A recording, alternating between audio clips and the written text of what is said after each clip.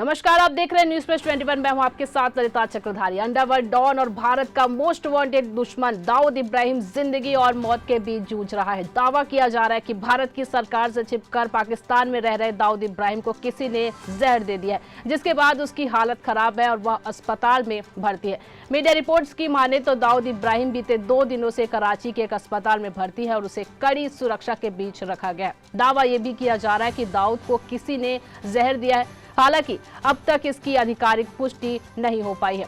लेकिन इस बीच एक और खबर आ रही है कि पाकिस्तान में इस साल कई खूंखार आतंकवादियों को मौत के घाट उतारा गया है, जिसमें अब लश्कर-ए-तैयबा के आतंकवादी हबीबुल्लाह के मारे जाने की खबर है।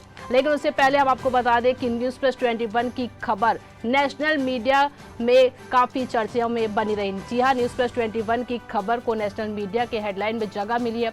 बता दें आपको, सबसे पहले न्यूज प्लस 21 पर खबर लगी थी कल देर रात दाऊद इब्राहिम को जहर देने की खबर, जो कि नेशनल मीडिया पर हेडलाइन बनी और ये सुर्खियों में रही। लेकिन अब हम आपको बता दें कि खबरों में अब यह भी कहा जा रहा है कि मुंबई हमले के मास्टरमाइंड हाफिज सईद के करीबी हबीबुल्लाह को रविवार देर रात अज्ञात हमलावरों ने मार डाला। उस पर अज्ञात बंदूकधारियों ने फायरिंग की, जिसमें वह मारा गया। हबीबुल्लाह भारत के उरी में हुए आतंकी हमले में भी शामिल था। यह अटैक 2016 में हुआ था, जिसके बाद भारत ने सर्जिकल स्ट्राइक भी की थी।